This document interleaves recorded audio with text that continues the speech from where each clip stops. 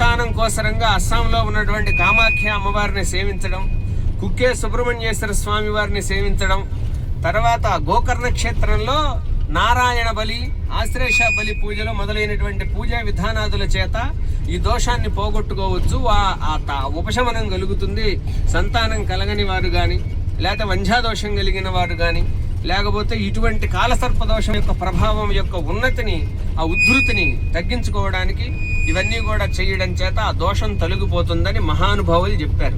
అందువల్ల మీరందరూ జ్ఞాపకం పెట్టుకొని రేపు కామాఖ్య అమ్మవారి దగ్గరికి వెళ్ళినప్పుడు సంతానం లేనివారు, ఆరోగ్యం లేనివారు, కాలసర్పదోష ప్రభావం చేత వివాహం కానివారు, అటువంటి వాళ్ళందరూ అమ్మవారికి నమస్కారం చేసుకొని, ఆ అమ్మవారికి చాలా వైశిష్ట్యం ఉన్నది. మరలా నేను దాని గురించి రేపు వివరించే ప్రయత్నం చేస్తాను దర్శనం అయిన తర్వాత.